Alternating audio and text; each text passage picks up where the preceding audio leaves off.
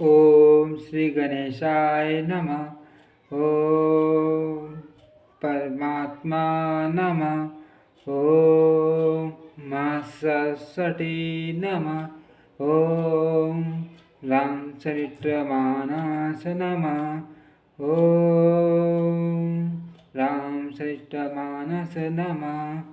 जय सिया राम की जय। श्री रामचरितमानस सप्तम सोपान उत्तरकांड। मोर के कंठ की आभा के समान हरिताभ नीलवर्ण देवताओं में श्रेष्ठ ब्राह्मण भृगुजी के शरण कमल के सीने से सुशोभित शोभा से पूर्ण पीताम्बरी धारी कमल नेत्र सदा परम प्रसन्न हाथों में बाण और धनुष धारण किए हुए वानर समूह से युक्त भाई लक्ष्मण जी से सेवित स्तुति किए जाने योग्य श्री जानकी जी के पति रघुकुल श्रेष्ठ पुष्प विमान पर सवार श्री रामचंद्र जी को मैं निरंतर नमस्कार करता हूँ। कौशलपुरी के स्वामी श्री रामचंद्र जी के सुंदर और कोमल दोनों शरण कमल ब्रह्मा जी और शिव जी के द्वारा वंदित हैं। श्री जानकी जी के करक मलों से राय हुए हैं और चिंतन करने वाले के मन रूपी बौरे के नित्य संगी हैं, अर्थात चिंतन करने वालों का मन रूपी ब्रह्म सदा उन शरण कमलों में बसा रहता है। कुंदन के फूल चंद्रमा और शंख के समान सुंदर गौरव वन जग जननी श्री पार्वती जी के पति वांछित फल के देने वाले दुखियों पर सदा दया करने वाले सुंदर कमल के समान नेत्र वाले कामदेव से छुड़ाने वाले कल्याणकारी श्री शंकर जी को मैं नमस्कार करता हूँ। श्री राम जी के लौटने पर अवधि का एक ही दिन बाकी रह गया, अतएव नगर के लोग बहुत आतुर अधीर हो रहे हैं। राम के वियोग से डूबले हुए सृष्टि पुरुष जहाँ तहाँ सोच विचार कर रहे हैं कि क्या बात है, श्री राम जी क्यों नहीं आए। इतने में ही सब सुंदर शकुन होने लगे और सबके मन प्रसन्न हो गए। नगर भी चारों ओर से रमणीक हो गया, मानो ये सब के सब सीने प्रभु के शुभ आगमन को जना रहे हैं। कौशल्य आदि सब माताओं के मन में ऐसा आनंद हो रहा है जैसे अभी कोई कहना ही चाहता है कि सीता जी और लक्ष्मण सहित प्रभु श्री रामचंद्र जी आ गए। ब्रज की दाहिनी आंख और दाहिनी भुजा बार बार फड़क रही है। इसे शुभ शकुन जानकर उनके मन में अत्यंत हर्ष हुआ और वे विचार करने लगे, प्राणों के आधार रूप अवधि का एक ही दिन शेष रह गया। यह सोचते ही ब्रज जी के मन में अपार दुख हुआ। क्या कारण हुआ कि नाथ नहीं आए। प्रभु ने कुटिल जानकर मुझे भूला तो नहीं दिया। हाँ, लक्ष्मण बड़े धन्य एवं बड़भागी हैं जो श्री रामचंद्र जी के शरणाल बिंद के प्रेमी हैं, अर्थात उनसे अलग नहीं हुए। मुझे तो प्रभु ने कपटी और कुटिल पहचान लिया, इसी से नाथ ने मुझे साथ नहीं लिया। बात भी ठीक ही है, क्योंकि यदि प्रभु मेरी करनी पर ध्यान दे तो 100 करोड़ असंख्य कल्पों तक भी मेरा निष्ठा छुटकारा नहीं हो सकता। परंतु आशा इतनी है कि प्रभु सेवक का अवगुण कभी नहीं मानते। वे दीन बंधु और अत्यंत ही कोमल स्वभाव के हैं। अतएव मेरे हृदय में ऐसा पक्का भरोसा है कि राम जी अवश्य मिलेंगे, क्योंकि मुझे शकुन बड़े शुभ हो रहे हैं। किंतु अवधि बीत जाने पर यदि मेरे प्राण रह गए तो जगत में मेरे समान नीच कौन होगा। श्री राम जी के विरह समुद्र में ब्रज जी का मन डूब रहा था। उसी समय पवन पुत्र हनुमान जी ब्राह्मण का रूप डरकर इस प्रकार आ गए मानो उन्हें डूबने से बचाने के लिए नाव आ गई हो। हनुमान जी ने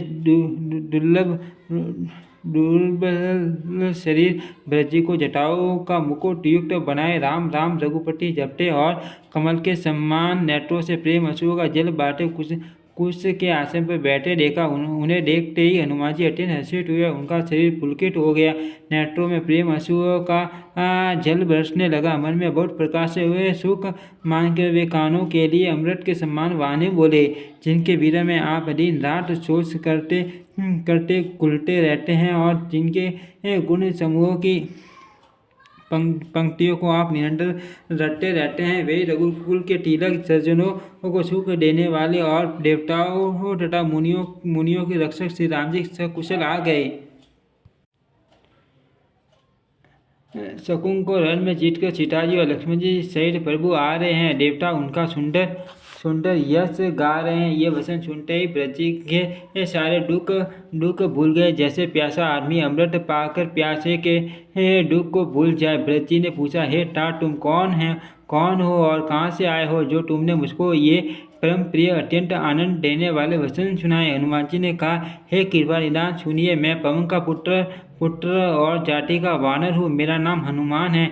मैं दीनों के बंधु श्री रघुनाथ जी का दास हूँ। ये सुनते ही ब्रज उठकर आदरपूर्वक हनुमान जी से गले लगकर मिलते समय प्रेम हृदय में नहीं समाता। नेत्रों से आनंद और प्रेम के आंसुओं का जल बहने लगा और शरीर पुलकित हो गया। भरत जी ने कहा, हे हनुमान, तुम्हारे दर्शन से मेरे समस्त दुख समाप्त हो गए, दुखों का अंत हो गया। तुम्हारे रूप में आज मुझे प्यारे राम जी ही मिल गए। ब्रज जी ने बार बार कुशल पूछी और कहा, हे भाई सुनो, इस शुभ सवाल को बदले में तुम्हें क्या दूँ। इस संदेश के समान इसके बदले में देने लायक पदार्थ जगत में कुछ भी नहीं है। मैंने यह विचार कर देख लिया है, इसलिए हे तात, मैं तुमसे किसी प्रकार भी उत्तर नहीं हो सकता। अब मुझे प्रभु का चरित्र हाल सुनाओ।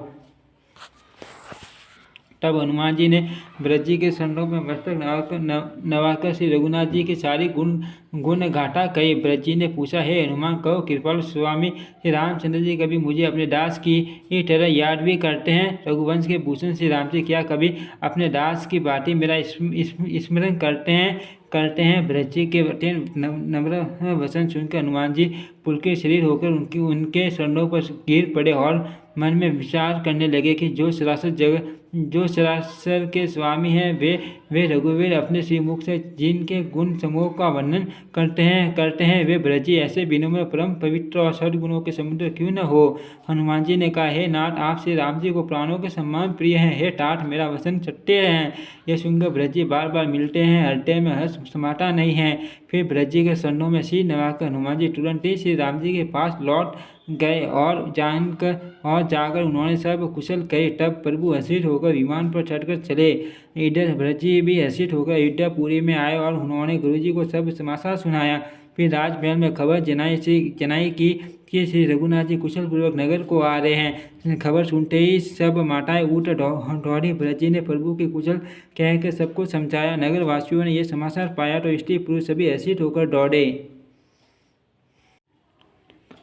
श्री राम जी के स्वागत के लिए दही दूब गोरेसन फल फूल और मंगल के मूल नवीन तुलसी दल आदि वस्तुएं सोने के थालों में भर कर हटीनी की सी साल वाली सौभाग्यवती स्त्रियां उन्हें लेकर गाती हुई चली। जो जैसे हैं जहाँ जिस दशा में है वे वैसे ही वहीं से उसी दिशा में उठ दौड़ते हैं। देर हो जाने के डर से बालकों और बुढ़ों को कोई साथ नहीं लाते। एक दूसरे से पूछते हैं, भाई तुमने दयालु श्री रघुनाथ जी को देखा है। प्रभु को आते जानकर अवधपुरी संपूर्ण शोभा की खान हो गए। तीनों प्रकार की सुंदर वायु बहने लगी। सरयू जी अति निर्मल जल वाली हो गई, अर्थात सरयू जी का जल अत्यंत निर्मल हो गया।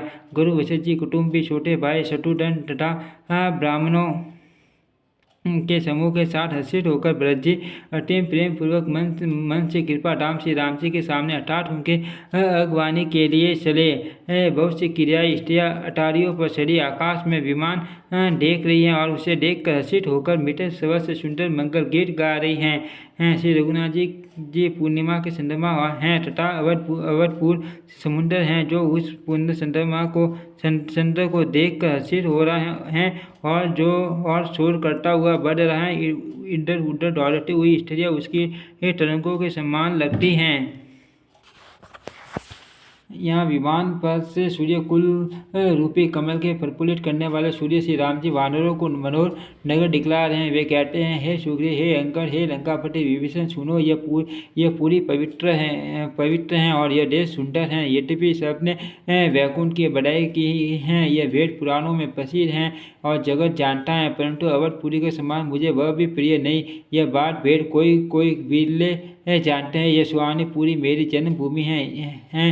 हैं। इसके उत्तर दिशा में जीवों का पवित्र करने वाली शरीर नदी बहती है, जिसमें स्नान करने से मनुष्य बिना ही परिश्रम मेरे समीप निवास सामर्थ्य मुक्ति पा जाते हैं। यहाँ के निवासी मुझे बहुत ही प्रिय हैं। ये पूरी सुख की राशि और मेरे परम धाम को देने वाली हैं। प्रभु की वाणी सुनकर सब वानर हर्षित हुए और कहने लगे कि जिस अवध की स्वयं श्री राम जी ने बढ़ाई की वह अवश्य ही धन्य है। कृपा सागर भगवान श्री रामचंद्र जी ने सब लोगों को आते देखा तो प्रभु ने विमान को नगर के समीप उतरने की प्रेरणा की। तब वह पृथ्वी पर उतरा। विमान से उतरकर प्रभु ने पुष्प विमान से कहा कि तुम अब कुबेर के पास जाओ। श्री राम जी की प्रेरणा से वह चला। उसे अपने स्वामी के पास जाने का हर्ष है और प्रभु श्री रामचंद्र जी से अलग होने का अत्यंत दुख भी। भरत जी के साथ सब लोग आए। श्री रघुवीर के वियोग से सबके शरीर डुबले हो रहे हैं। प्रभु ने वामदेव वशिष्ठ आदि मुनि श्रेष्ठों को देखा तो उन्होंने धनुष बाण पृथ्वी पर रख कर छोटे भाई लक्ष्मण सहित दौड़कर गुरु जी के शरण कमल पकड़ लिए। उनके रोम रोम अत्यंत पुलकित हो रहे हैं। मुनिराज वशिष्ठ जी ने उठाकर उन्हें गले लगाकर कुशल पूछी। प्रभु ने कहा, आपकी दया में हमारी कुशल हैं। धर्म की धूरी धारण करने वाले रघुकुल के स्वामी श्री राम जी ने सब ब्राह्मणों से मिलकर उन्हें मस्तक नवाया। फिर भरत जी ने प्रभु के वे शरण कमल पकड़े जिन्हें देवता मुनि शंकर जी और ब्रह्मा जी भी नमस्कार करते हैं। भरत जी पृथ्वी पर पड़े हैं, उठाए उठते नहीं। तब कृपा सिंधु श्री राम जी ने उन्हें जबरदस्ती उठाकर हृदय से लगा लिया। उनके चावले शरीर पर रोए खड़े हो गए। नवीन कमल के समान नेत्रों में प्रेम अश्रु का जल की बाढ़ आ गई। कमल के समान नेत्रों से जल बह रहा है। सुंदर शरीर में पुलकावली अत्यंत शोभा दे रही हैं। त्रिलोकी के स्वामी प्रभु श्री राम जी छोटे भाई भरत जी को अत्यंत प्रेम से हृदय से लगाकर मिले। भाई से मिलते समय प्रभु जैसे शोभित हो रहे हैं उसकी उपमा मुझसे कही नहीं जाती। मानो प्रेम और संघार शरीर धारण करके मिले और श्रेष्ठ शोभा को प्राप्त हुए।